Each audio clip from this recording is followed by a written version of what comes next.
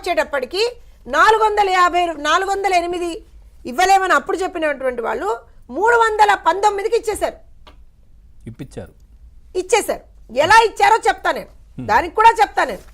ఇవాళ వీళ్ళు ఏం మాట్లాడతారు అని అంటే 319 రూపాయలకు మేము ఇచ్చేస్తున్నామండి, ఏం డబ్బులు తక్కువైతే ఏమవుతుంది, ఒక L1 టెండరు చాలా తక్కువకి ఇప్పించాం, మేము చాలా మంచిగా చేసాం, ఇచ్చేసాం అని చెప్తున్నారు.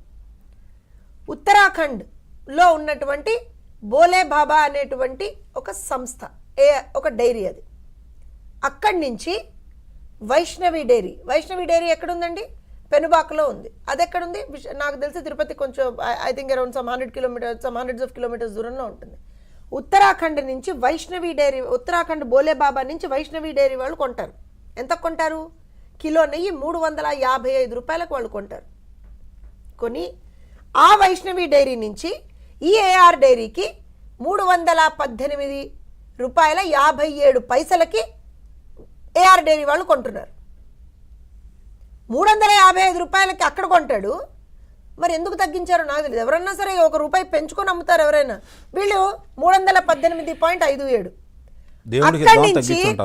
అక్కడి నుంచి ఏఆర్ డైరీ నుంచి టీటీడీకి 319 రూపాయల 50 పైసలకి వీళ్ళు అమ్మారు. ఈ వైష్ణవి బోలేబాబా ఇద్దరు డైరెక్టర్స్ ఆర్ సేమ్. నేను వస్తున్నా దానికే. అంటే వీళ్ళ భక్తి ఎంతంటే కిలోకి 35 రూపాయల 50 పైసల నష్టం భరించి 1000 కిలోమీటర్ల ట్రాన్స్పోర్ట్ ఖర్చు భరించి వీళ్ళు చేశారట. నమ్మశక్యంగా ఉందా మీకేమన్నా? నేను ఇందాక అదే అన్నా, మామూలు కల్తీ చేసేవాడిని కల్తీ వెధవా అంటాం. మామూలుగా ఏదైనా కల్తీ చేస్తేనే అరే కల్తీ వెధవా అని తిడతాం వాడిని. వీళ్ళనేమనాలి? వైఎస్ఆర్సీపీ కల్తీ. ఇంకా దాన్ని మీరు ఫిలప్ చేసుకోండి. రైట్.